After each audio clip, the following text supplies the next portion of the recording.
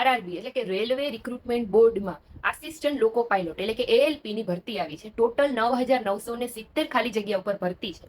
Form ભરવાની શરૂઆત છે 12 એપ્રિલ 2025 થી થઈ ગઈ છે અને 11 મે 2025 રાતે 12 વાગ્યા સુધીના ફોર્મ છે એ તમે rrb.government.in ની જે ઓફિશિયલ વેબસાઇટ છે એના ઉપર તમે અપ્લાય કરી શકશો. એમાં ફીઝ રહેશે તો કે જનરલ કેટેગરીના અને જે ઓબીસી ના જે મેલ પુરુષો એટલે કે પુરુષ ઉમેદવારો છે એ લોકો માટે 500 રૂપિયા ફી રહેશે અને 400 રૂપિયા એ લોકો જ્યારે એક્ઝામ આપશે ત્યારે એને 400 રૂપિયા રિફંડ મળી જશે. પછી બધી કેટેગરીની ફિમેલ, ત્યાર પછી એસસી એસટી, ઈડબ્લ્યુએસ એ લોકોને એક્સ સર્વિસમેન એ લોકો બધાને 250 રૂપિયા ફી છે અને જ્યારે એક્ઝામ આપવા જશે ત્યારે 250 રૂપિયા છે એને રિફંડ મળી જશે. હવે આ ફી ભરવાની જે લાસ્ટ ડેટ છે એ 13 મે 2025 છે. પછી ધારો કે ફોર્મ ભરવામાં તમારાથી કંઈક ભૂલ થઈ હોય, તમારે કંઈક કરેક્શન કર્યું હોય તો એના માટે મોડિફિકેશન ટાઈમ આપશે. એ ટાઈમ રહેશે 14 મે 2025 વિન્ડો ઓપન થશે અને તમે 23 મે 2025 સુધી જે કાંઈ પણ કરેક્શન કરવાનું હોય તમારે તમે એમાં ફરીથી પાછું કરી શકશો. પછી હવે વાત કરીએ ક્વોલિફિકેશનની. મેઇન તો એ જ છે. તો ક્વોલિફિકેશનમાં તમે 10th પાસ પ્લસ આઈટીઆઈ કરેલું હશે. આઈટીઆઈ એસસીવીટી અથવા તો એનસીવીટી માંથી આઈટીઆઈ કરેલું હશે અને એ પણ નીચે જે ટ્રેડ આપેલા છે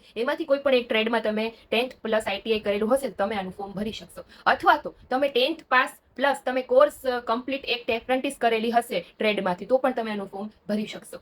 અથવા તો તમે 10 પાસ પ્લસ ડિપ્લોમા કરેલું છે તો તમે 3 વર્ષ ડિપ્લોમાનો કોર્સ છે એ મિકેનિક, ઇલેક્ટ્રોનિક અથવા તો ઓટોમોબાઈલમાં જો એન્જિનિયરિંગ એટલે કે ડિપ્લોમા એન્જિનિયરિંગ કરેલું હશે તો તમે આનું ફોર્મ ભરી શકશો. એ પણ નથી કર્યું તો તમે ધારો કે ડિગ્રી એન્જિનિયરિંગ કરેલું હશે તો પણ તમે આના માટે એલિજિબલ છો ને તમે આનું ફોર્મ છે ભરી શકશો. તો આટલી છે ક્વોલિફિકેશન છે. પછી હવે વાત કરીએ આપણે એજ લિમિટની. તો મિનિમમ 18 વર્ષ અને મેક્સિમમ 30 વર્ષ. એમાં પછી જે એસસી એસટી ના કેન્ડિડેટ છે, ઓબીસી નોન ક્રિમિનલ વાળા છે, એક્સ સર્વિસમેન છે, પછી અમુક સ્ત્રીઓ વિડો અથવા તો ડાયવોર્સી છે એ લોકોને અલગથી છૂટછાટ મળશે અમુક વર્ષની. એ આખું પીડીએફમાં મેન્શન કરેલું છે. પીડીએફમાં વાંચી લેજો. પીડીએફ મારી ટેલિગ્રામ ચેનલમાં પોસ્ટ કરી દઉં છું. ટેલિગ્રામ ચેનલની લિંક છે તમને મારી પ્રોફાઇલમાં મળી જશે. પછી એક્ઝામ પેટર્નની જો વાત કરીએ તો એક્ઝામ પેટર્નમાં તમારે સૌથી પહેલા CBT 1 લેવાશે, પછી CBT 2 લેવાશે, ત્યાર પછી CBAT લેવાશે, પછી તમારું ડોક્યુમેન્ટ વેરિફિકેશન થશે અને પછી તમારું મેડિકલ ચેકઅપ થશે. હવે મેડિકલમાં તમારે સ્ટાન્ડર્ડ A1. હવે આરઆરબીમાં એવું હોય છે કે અમુક સ્ટાન્ડર્ડ હોય છે A1, A2, B1, B2. તો આ પોસ્ટ માટે તમારું મેડિકલ એટલે કે તમારી ફિટનેસ છે A1 ટાઈપની હોવી જોઈએ. A1માં શું આવે છે એ પણ બધું પીડીએફમાં